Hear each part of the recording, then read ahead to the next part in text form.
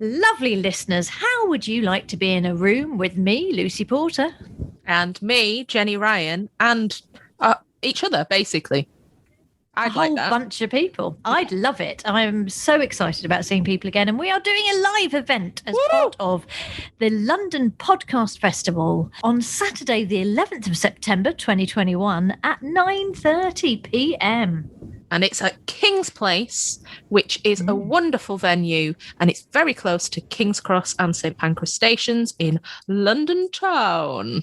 London's glamorous, not the West End. London's glamorous north-ish bit. Yay! And if you would like tickets, you can go to kingsplace.co.uk and we'll see you all there. Yay! Whoop, whoop.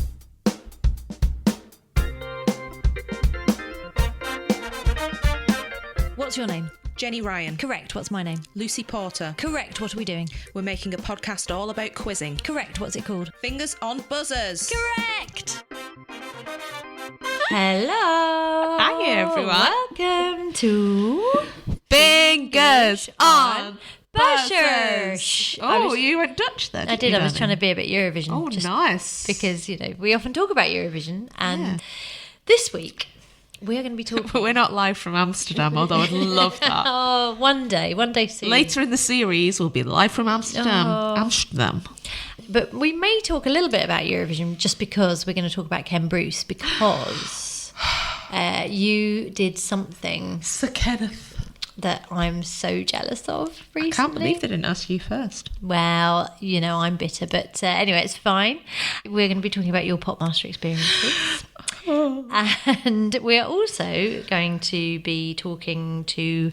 Gavin Riley. Lovely Gavin Riley, who is so brilliant and so funny. You're going to really enjoy that interview. Our Irish listeners will be very familiar with Gavin, and then after this, everybody who's not Irish is going to flock to his Twitter and catch up with clips. We're going to post a great clip of him, actually. We are, and also, he is going to be the next great quiz show host. He's the Henry Kelly de nos jours, I would say. Oh, that's a strong endorsement, but I can't fault it. I agree with it, because I said it. And... I like that you back yourself on everything. I'm the only person who does, but I really do back myself. And we've got a listener quiz. We don't know who it's from, though. It's a mystery listener quiz from an anonymous donor. So thank you very much for that. And that is all coming up on Fingers on Buzzers. So, Jenny, I need to talk to you about Popmaster because, as you know, it's my favourite thing in the entire world. And you are my favourite person in the entire world, apart from... Amanda and Ken Bruce. You're all joint. You're all joint first. It's a great shortlist. In my top 5, there's you, Amanda, Ken Bruce. Your kids?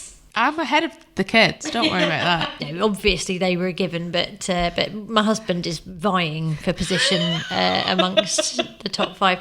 So now, please tell us everything. So it was the all-day Popmaster. All-day bank holiday Popmaster, which it is now a tradition. This is the second year they've done bank holiday, end of May Popmaster. Usually the treat is it's quite brief. It's 10:30 a.m. on a weekday. You get 2 contestants facing off in a pop quiz. But this year they had celebrities from quiz environs. And what celebrities they were. Versus members of the public. So from the Chase, the 2 representatives, myself and Sean Wallace. We had Richard Osman. Zoe Lyons. All friends of the show. Oh. Well, friends of the show are people we would love to have on the show at a future date. Wink, wink. Wink, wink.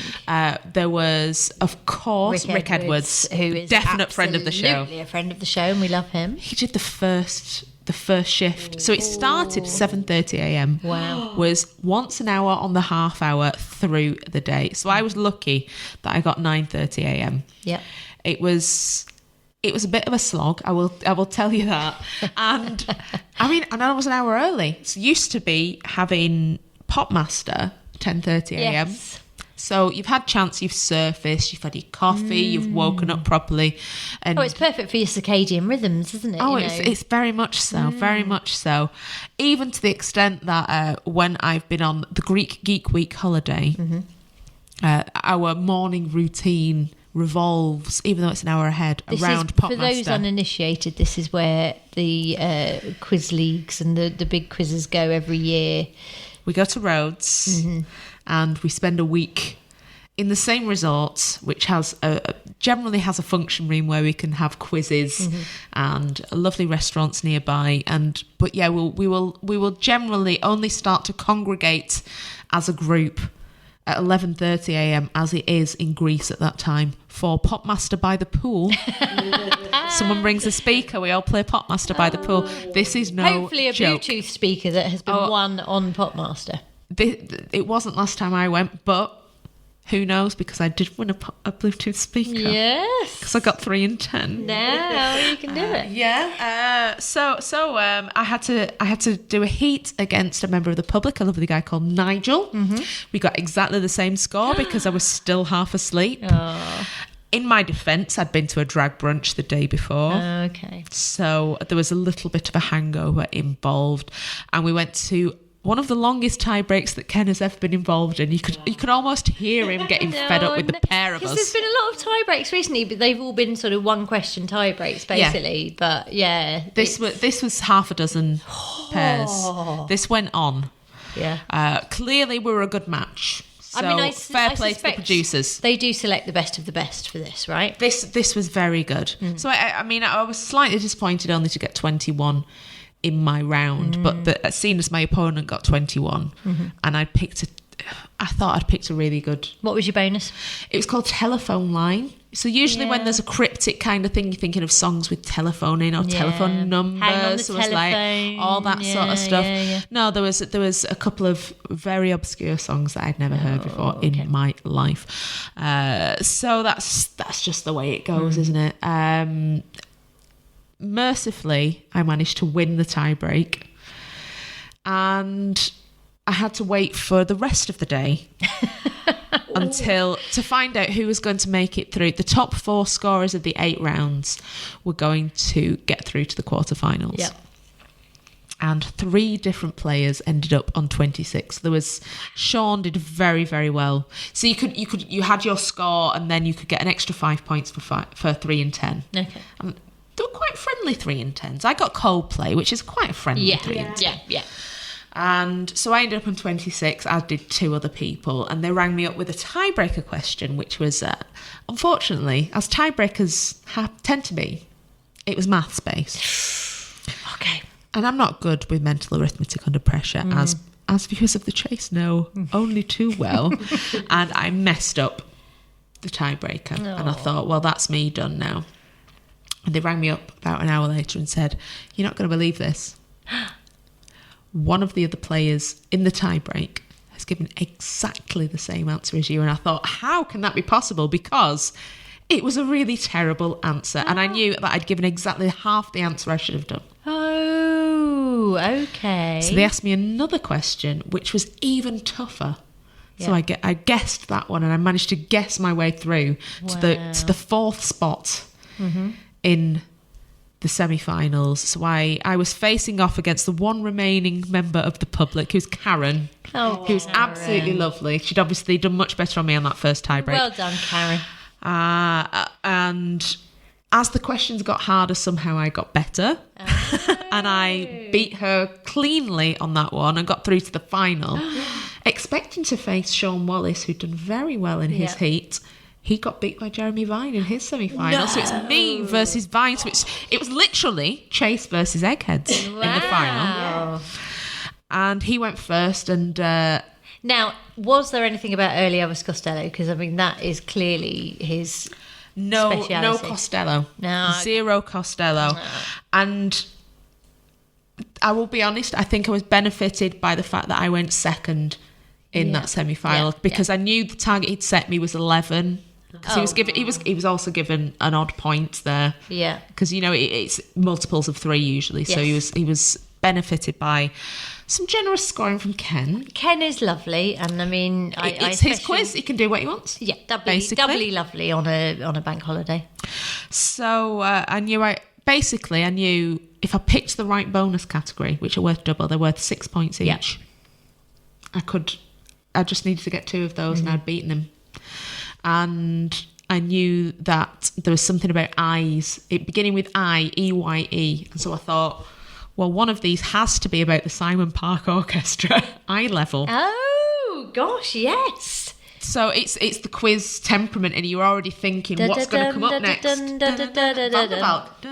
that's it. Yeah. Great. What comes up as my second bonus question? I got the first two questions right, eye level, which meant that I'd won. So I convincingly beat Jeremy in the end. Wow. But I was lucky to get even to the semi-final. Wow. And so now I'm waiting for my trophy to be delivered.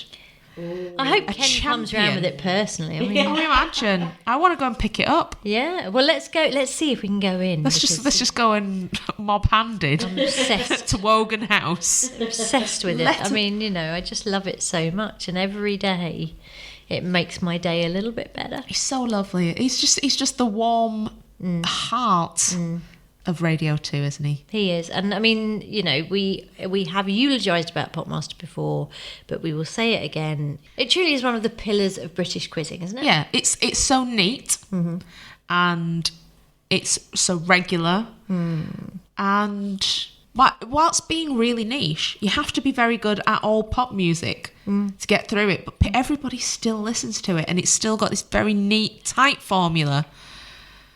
And it's got Ken in charge, and it's Ken's. It's with all due respect to Gary Davis, who subs in sometimes. He's good. Gary Davis is good now. Listen, I mean, we're not criticising Gary Davis. He is good. But Zoe Ball has done it. She's done her best, and Michael. But all the Balls have done it. All of them. Kenny Ball and his jazz men have done it. Johnny Ball's thought of a number between 0 and 30 generally. It's good. But Ken is the master. Yeah, really, the pop master. Ken's the master of pop master, and we salute you, Ken. And congratulations, Jenny, and I'm so proud of you. I'm so proud. I can't believe I've won something. It sounds really, really sad that I win all the time at work, but I'm expected to win, but something I don't expect myself to win. Yeah. And to end up with a little prize at the end of a little trophy I can put on my shelf. Yeah. It is so rewarding, especially something that I know means so much to a lot of my friends. Yes, especially me. I'm not bitter. Thank you. Next year. Well done.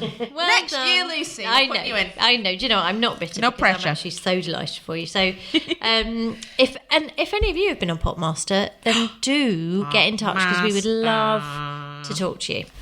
Now you are about to hear an interview with an absolute gem. This is Gavin Riley, who is an Irish journalist of great repute, has huge amounts of followers on Twitter. Say, the term broadcaster is the one that I would use. Broadcaster. Yes. That's if anybody gets that sobriquet. Yeah. It's Gavin Riley. He's across the spectrum of television, radio, print. He does everything. He's even a published author. He's also a thoroughly decent chap. And we are going to chat to him about his love of quizzing. We are one side of the Irish Sea and our guest is the other. We are joined by the wonderful Gavin Riley. Hello, Gavin. Hi, Jenny. How are you? Hi, Lucy. How are things?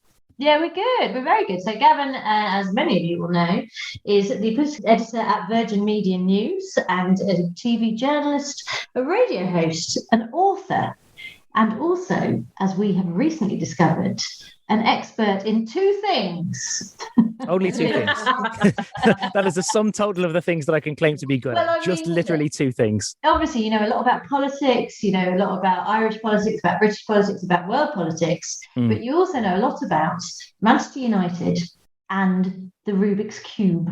Yeah, one of which is a slightly more sort of burning childhood obsession than the other.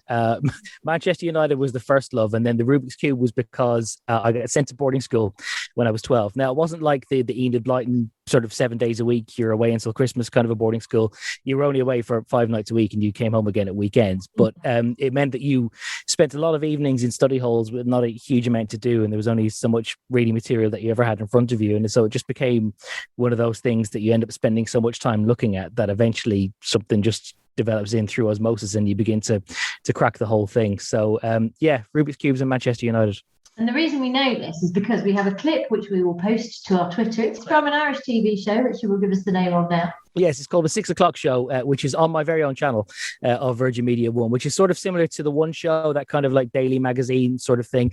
And I was on that 2 years ago plugging a book. And much like you've revealed to me just before we started recording, they decided that they would launch an entirely unheralded and unforeseen and unwarned trivia challenge on me, where they basically decided that they would make me do the Rubik's Cube while answering questions about the Manchester United treble-winning season of 98-99.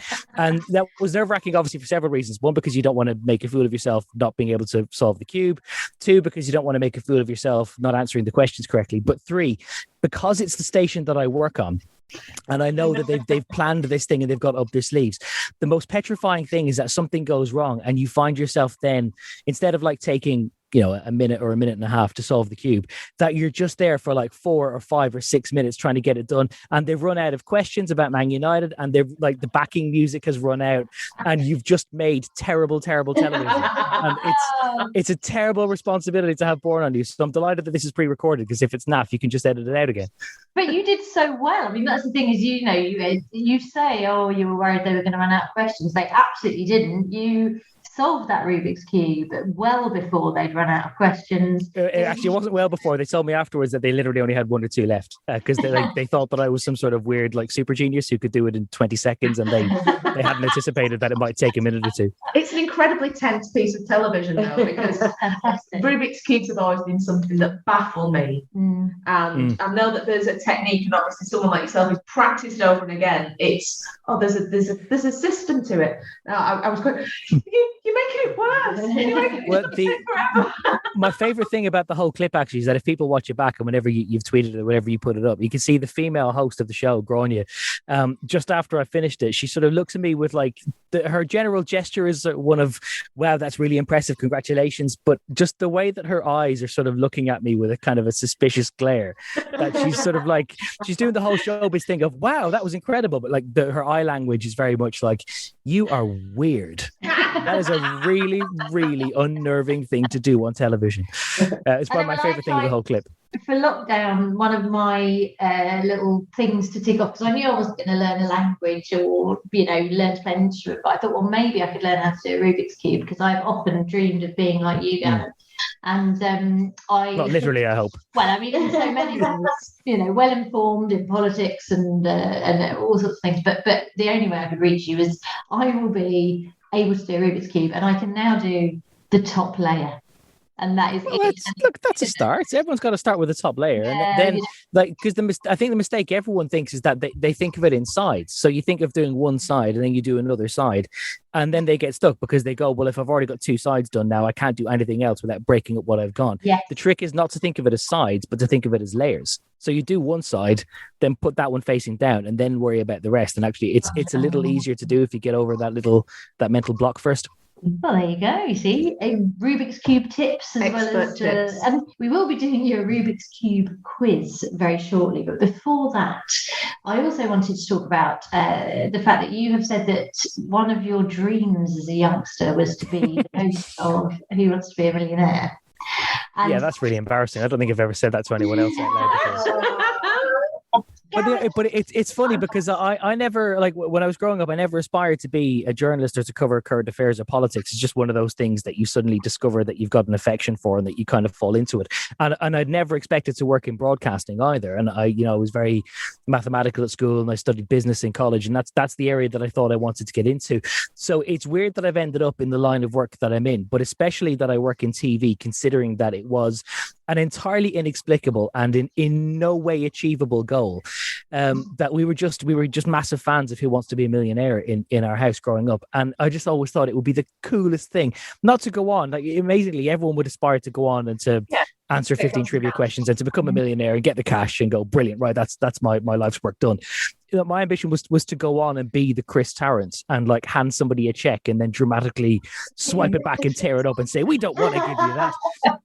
And but I always feel like I've been slightly slightly screwed over because I'm also of a generation of people in Ireland who every single like the big TV quiz that people might like to do either as teenagers or then as adults has always ended just before I've become of the age where you might be able to enter it. So there was a great secondary school or high school quiz in Ireland called Blackboard Jungle, which was for secondary school teams. My brother-in-law was actually on it once, but the main prize that you got to win if you won on behalf of your school was a minibus.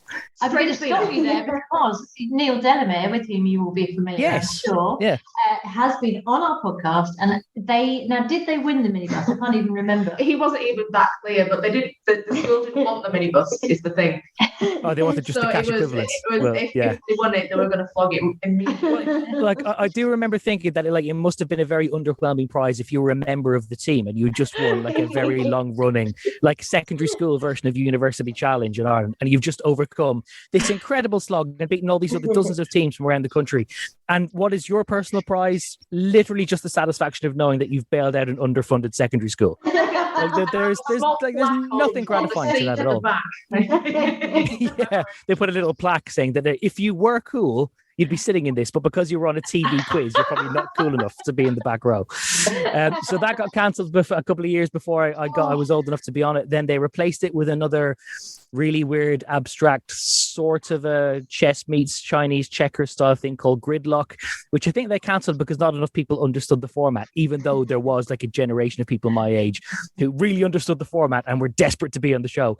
They cancelled that. There was an Irish equivalent of University Challenge called Challenging Times. That got cancelled.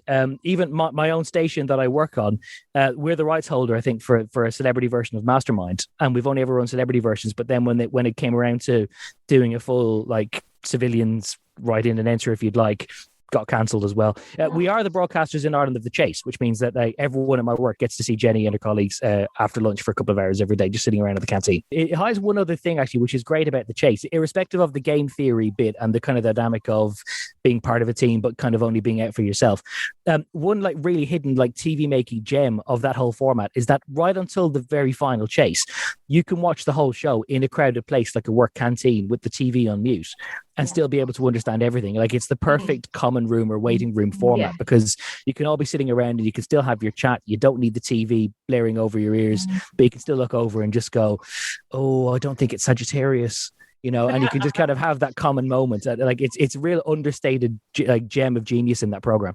Well, I wonder if that is, I mean, obviously the Chase is huge and getting bigger and bigger all the time. And I wonder if in the age of social media, whether that helps as well, because if you watch a clip of the Chase on your phone on the bus or whatever, then you can, it's ready there. It's not even, needed to be subtitled. It's just like, you see lots of people meme the actual questions that are quite funny now, so it only needs to be the screenshot of someone else with really daft. You don't need someone to put the caption of Bradley breaking out in giggles during Fanny Snow. We know what's going on. And also the thing I love as well is they put the contestants in an interesting order, which I think the Chase never gets credit for this. Of like the other day they had someone called Wendy and someone called Richard. Oh, they put Wendy Richard, it's those little touches. You're absolutely right, Gavin. It's that. Now, listen, obviously, we would love you to host Who Wants to Be a Millionaire or anything, because Irish hosts have been enduringly popular both sides of the Irish Sea. So we have on our programme had Henry Kelly, is a genuine bona fide legend, actually, and I've always, because that's genuinely one of my earliest memories going to my grandparents after school is like watching Going for Gold like every lunchtime and being often baffled, and decades later I don't think I've ever got an answer as to where all these foreign contestants came from when it never appeared that the show was broadcast in any other country. That like this is just a thing that's on before or after Home and Away every lunchtime. It's just there, it's the news, and then it's like it's Holby City or Casualty or whatever it is, and Going for Gold. But like it's not as if this is broadcast in Spain and in Germany and Belgium, and then where are they getting all the contestants? It's like a huge joke probably against the British. Might it have been like a really elaborate sort of like a Harry Enfield and like sketch, or like something like Paul Whitehouse, where it's just national caricatures. Like I always remember one famous line, and I think Henry tells the story as well, of after one of the first series was won by a contestant from Belgium, and he turns around deadpan and looks at Henry and says, Does this make me a famous Belgian? Like, there's no way that like an actual bona fide Belgian person knows that stereotype. Like, I mean, it has to have been like just somebody just as like a pub prank, as a kind of a Belgian by numbers kind of a joke. I've never understood that. And well, of course, Terry Wogan, Blankety Blank, game show world. Is there a show that you've got your eyes on now? Is there a format that you think you'd quite like to? Well, it's probably still Millionaire, but actually, I do think that there's probably still an appetite for an Irish version of University Challenge, because we haven't had one in a couple of decades. And I remember that was another thing that when I was of university age had disappeared just a couple of years beforehand, infuriatingly. So like we haven't had anything like that. But I think that there's enough kind of mischief in Irish universities where you can have the mix between, you know, people who are just like breathtakingly like how do you sponge up that much trivia intelligence, and people who just have that little bit of sort of wit and charm as well. That I think that it would be a really nice format to bring back, and if we were doing it, I'd love to be at the helm of that one. Yeah, lovely. Well, let's make that happen. Now, listen, I know you have to go and do news. Any minute News. I have to cover a very, very important parliamentary by-election in the constituency of Dublin Bay South, which will mean nothing to any of your good listeners. Well, I hope you win it. So just before you go, do you have time for a quick Rubik's Cube quiz? I do, in case I'm good at it, and if I'm bad, then I say I'm afraid I don't, and you can edit it out, edit whichever one is more hospitable to me. Yeah. Yes, the Zoom's gone funny, right? So while I do this quiz, Jenny is going to shout the names of Man United players just to distract you. So question number 1: what kind of puzzle? Teddy Sheringham. The Rubik's Magic. Is it a sliding puzzle or a folding puzzle? The Rubik's Magic is the sort of the folding one. It's the sort of the snake shape. Correct. Very good. It's a folding puzzle. That's correct. Question number 2. How many little blocks make up the Rubik's Cube? 20. Oh, sorry, no. 21. Or is it 20? No, you had it right. You were saying the right number, and then you because there should be 26, but it's 20. No, it's 21. It is 21, isn't it? 26. But see, the 6 middle pieces are all stuck together. Oh, I tell you, we'll have a Stewards Inquiry on that one then. Yeah. In which movie does Will Smith's character solve a Rubik's Cube? That's The Pursuit of Happiness. Yes! I've come out really surprisingly well from this. So now you've proved that you're not only a specialist in Man United, but also in the Rubik's Cube. I'm just going to check if you've got a second, your answer, just so we can because I think that there's 26 kind of faces, but the 6 middle ones, you can't move them, so they're all literally stuck together, so there's only 21 pieces. That seems fair enough. Do you know what I mean, obviously what I did was very lazy, just googled it, but actually it does, it's 26 smaller cubes, but you're absolutely right, really. Can't believe you were misinformed by the internet. Well, I mean, do you know what, you've taught me a valuable lesson though, Gavin. Never trust the internet. It's been an absolute delight and a joy to talk to you, Gavin. And, we will look forward to you hosting the Irish University Challenge reboot. This has been a real pleasure, guys. Thanks so much for having me. Now it is time for the Listener Quiz. It's the listener quiz, guys, and I thought we got Gregorian chant. Oh God! That depressed even me. So the listener quiz is today sent in by an anonymous contributor. Donor. Yes, very much like a Tory party donation. We have no idea where it came from. I hope not. And but it bought my wallpaper. So if you do want to contribute a quiz, then or some wallpaper, or just some money. Yeah, you can do that completely anonymously, as this person has. So this quiz, anything you can tell us about it, Amanda, or is it just a mystery from start to finish? Yeah, I don't want to give too much away because it's pop trivia, but each question has different parts to it. So we have 5 questions. Yep. But each of them have different parts. We should work as a team this week. I think so. We've already done that so far this series. Yes, it's gone well. Team. We've not come to blows, which has been an absolute delight, because normally we're bruised by the end of we'll save that for the last episode. Live. We'll do that live. Yeah. Live wrestling. Held back. Yeah. Jelly wrestling, that'll be with a quizzing theme Jelly to it. quizzing. Yeah, jelly quizzing. Right. Well, none of that today. So so question number Trivia one trifle. Don't. That sounds absolutely delicious. with cakey dance Yes, off. yes. There's a theme. trifle. There's a It's theme on going the off. list. Yeah. So question one. Yeah. I'm going to go through different eras here. So first of all, who had the first number one of the 80s? Ooh, okay. Well, the Christmas number one of 1979 was, I think it was Another Brick in the Wall, Pink Floyd. So Yes. probably that. Great. So that's your answer. Write that down. B, unsurprisingly, the 90s. So who had the first number one of the 90s? I think this has come up for me recently. Go on. No. There was another Band-Aid, wasn't there? Yes, I think Band-Aid it's 2. Band-Aid 2. Do they know it's Christmas? Yeah. I think it's Band-Aid. I think that was 89, wasn't it? 18. Yeah, it would have been 5 years iteration later. of Band-Aid? So was that the Band-Aid one 2. that was... Bono was still involved, but he always was. yeah, okay, fine. You know, it's But like- Band-Aid 2, that's fine. Was Yeah. Sonia involved in that? I hope she was. I feel she should have been. And C, Is the 2000s. So Okay, this again should be my wheelhouse. I feel like it might be. It's not my wheelhouse at all. I want to say Westlife so badly. I'd abandoned the wheelhouse by this point. Yeah. So let's go Let's go for Westlife.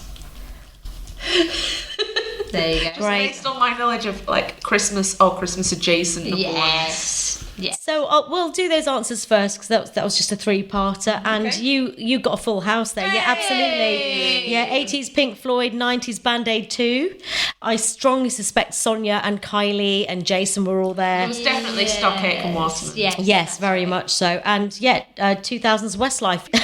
Flying Without Wings. Seasons in the Sun. I Have a Dream. I Have a Dream / Seasons in the Sun. Yeah, very good. I had a very feeling good. it was a double A side Wow, very good. of covers.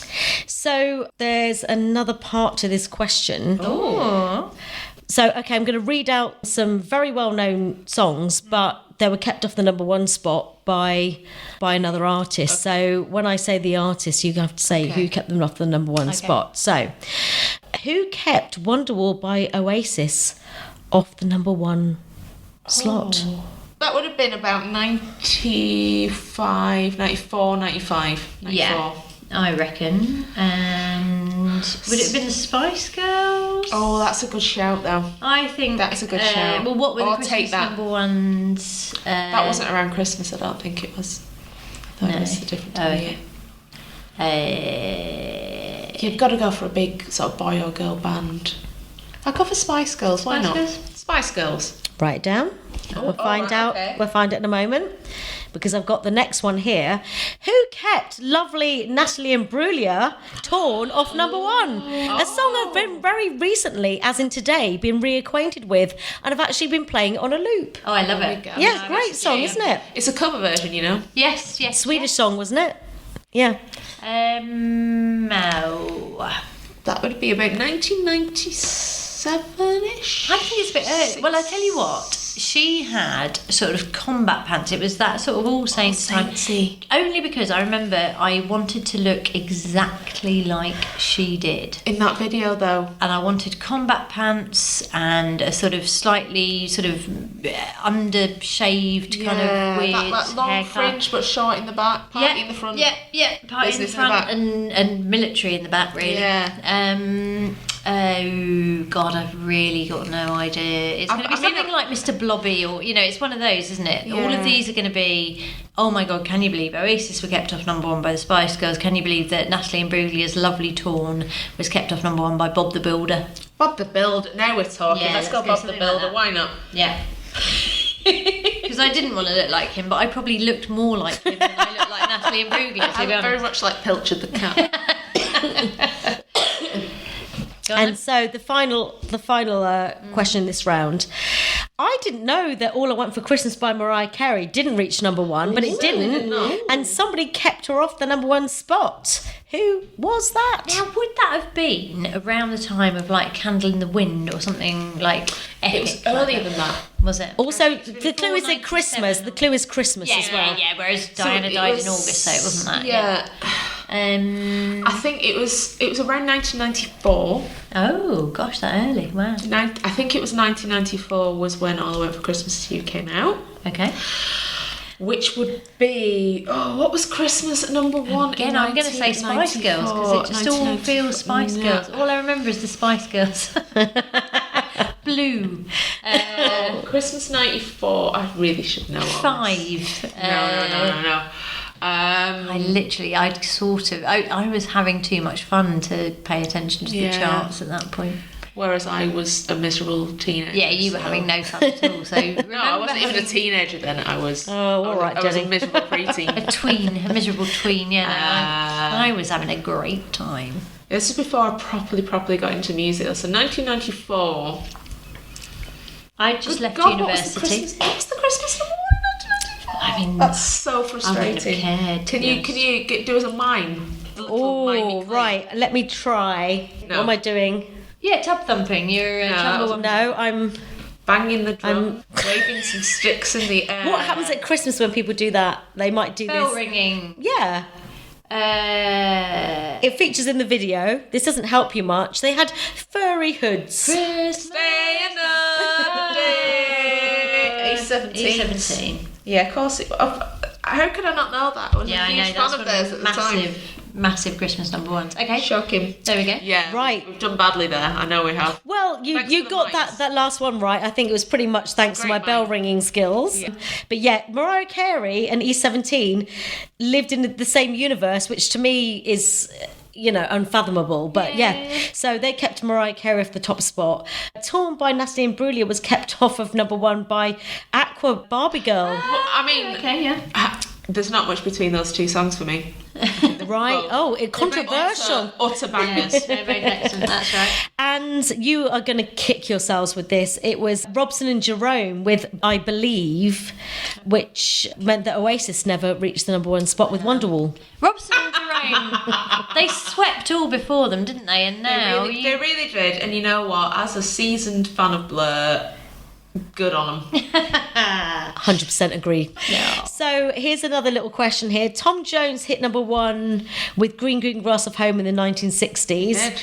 How long was it until his next number one? Now, yes, Was his next ages, one Sex Bomb or something. Yeah, which would have been 1997 or 8. 1998. What were the other sort of... Kiss he did in Kiss, the early 80s, actually. but I don't think did that get to number one? I think it might have done. I don't know. Well, so of Kiss or Noise. Sex Bomb?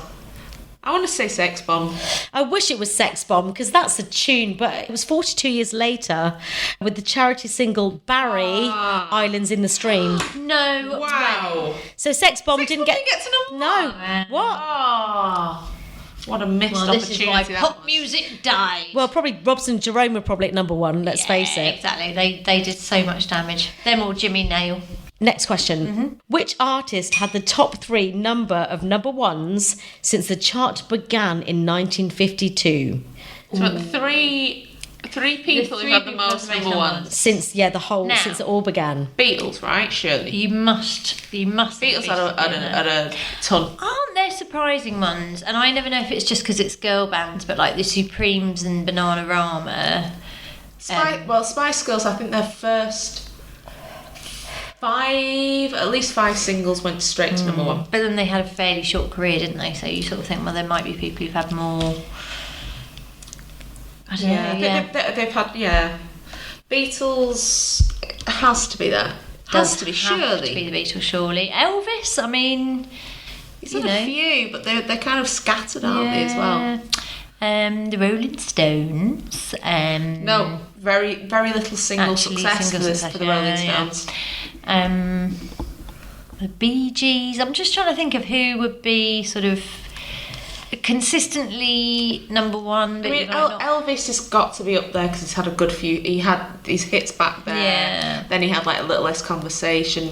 A lot of his songs when he was reissued for the number one album. In early 2000s, wasn't it?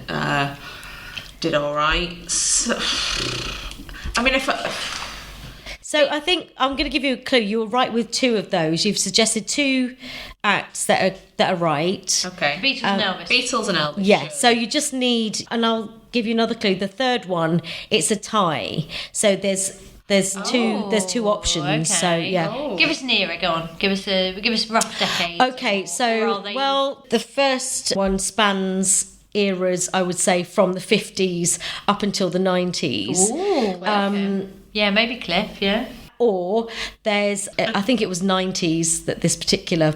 They were all over it in the 90s and not much else. I think so. But I get Take this That? genre of people. I mean, I know when Take That was, but I get this other genre a bit mixed up because they're very similar to other... Oh.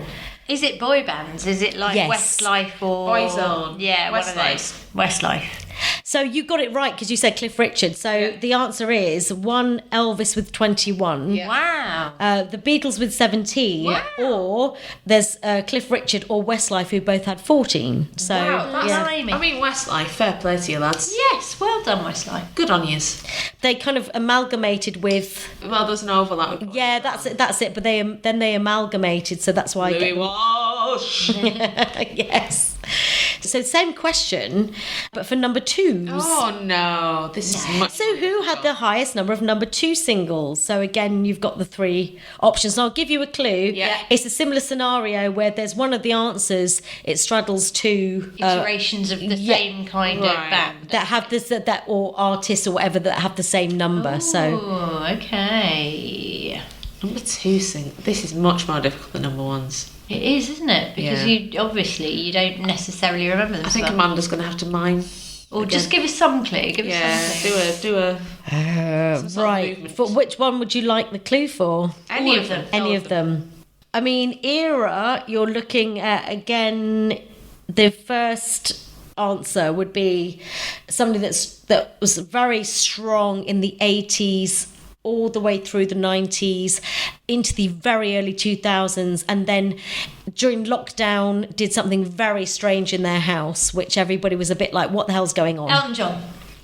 No. I just loved Elton John. But that is... Toya Wilcox. No, she didn't have that many number ones, I don't think, that straddled. I mean, Sophie Ellis-Bextor. She did something in her house in lockdown. she did, but Van Morrison's done some very strange things in lockdown. well, I mean, It's very strange. let's not. Gosh. Who's done strange things in that? Joe Oh, Wicks. interesting. Yeah, no, I don't really know. It'll be so obvious when you say it. Yeah, won't it? well- Yeah, I think you're going to kick yourself, actually, Yeah. Lucy. Can you do more of a mime? Right, okay. Madonna! And she was very strong in the 80s. If you missed and you did not see I bet you could the hear it. mime that Amanda did, she sort of pointed to her breast and made a conical shape going forward. It looked like she was milking herself, but actually... We got it. We understood it was the Jean-Paul got Gaultier bra. That was... Bring back, give us a clue, because I think Yeah, I do very well. absolutely. Madonna milked herself. So the second answer, it straddles 2 individuals. Well, we've all done that. I mean, one of the individuals was an answer in the first question. Sonia. I mean, in the question that Kylie. we just had. Kylie. Yes, actually, but she wasn't an not the one answer you're on in. about. Stock Aitken and Waterman. It says Stock Aitken. So Kylie, yes, that you're absolutely right. Kylie had 11 number 2. So Madonna had 12 number 2 singles. Yeah. Kylie had 11, but she shares that crown with somebody who Oasis. was mentioned in the first. Like, yep. So just keep listing the people. Who else was mentioned in Boyzone. He's 17. Mariah Girls. Carey. Spice. Very, very, very big at Christmas. I mean, every year I had to buy. Mentioned in the first. Cliff Richard. Yes. Oh, Cliff's had all the number 2s as well as all the number 1s. Greedy. And the answer to number 3 was also mentioned in the previous round as well. So I think you'll get this quite easily. Okay. The first answer is Madonna with 12. The second one is Cliff and Kylie with 11. Hey. The third one was mentioned in the first round. Sonia. Not in the first round. in the previous round. The Spice Girls. No, they didn't. There was a correct answer, I should say. A correct answer in the previous round. Oh. Beatles. Elvis. Yes. Wow. Elvis with 9. Wow, good for Elvis. Well done, ladies. Doesn't know. But he doesn't care. Well, he does know. He's up there on the moon watching No, us. he's not bothered. Okay, so what was the very first number 1? Here in My Heart by Al Martino. Yes. Hey, Come on, that's a proper classic quiz question. Okay, who was the first artist to score a number 1 without releasing a physical copy? Oh, as in it's downloads only. Must be, yeah. Oh, Taylor Swift. that makes me feel queasy. Who doesn't believe in Jive Bunny. recording themselves onto a tape.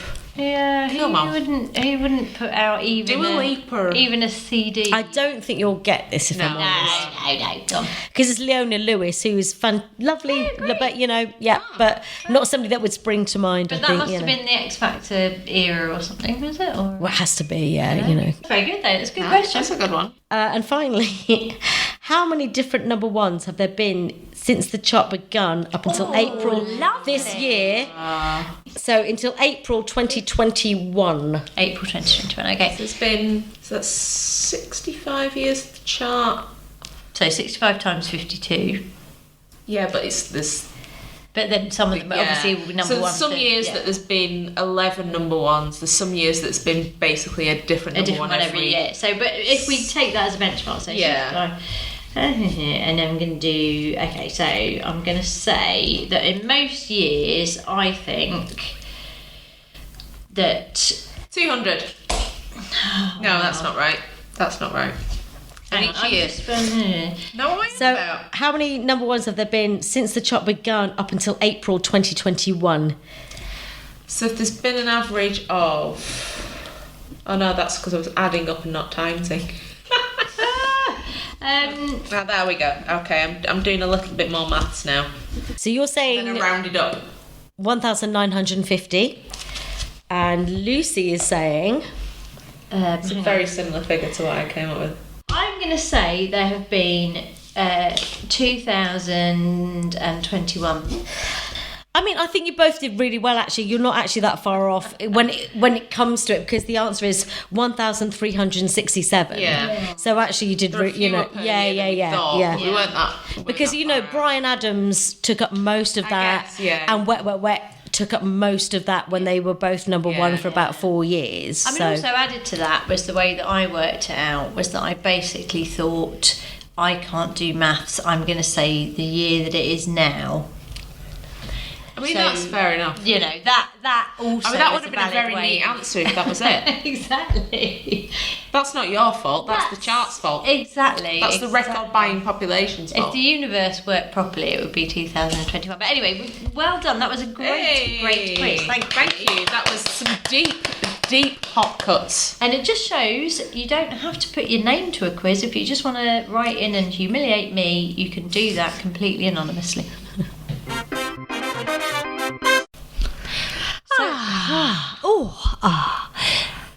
Well, what a lovely episode that was, Jen. And I just want to reiterate my congratulations for your Popmaster victory. Thank you. It was a pop-heavy episode, and I don't think I really shone in the later quiz by Mr. or Mrs. or... Anonymous. The anonymous person. Thank you very much for that. Pop stuff. That's good, though. I like a bit of chart fact. It was great, and actually I really enjoyed talking to Gavin and also learning facts about Rubik's Cubes. Yeah, well, as if you didn't already know them. Well, I know. I mean, I looked them up, so I did know. But it's been a pleasure for us. I hope, dear listeners, you have enjoyed listening, and you will join us again on Fingers on Buzzers. Fingers on Buzzers starred Lucy Porter and Jenny Ryan and was produced by Amanda Redman with music by Kevin MacLeod and Justin Edwards. Email quiz@fingersonbuzzers.com and tweet @fingersbuzzers. Thanks for listening, and don't forget to join us next time for more Fingers on Buzzers.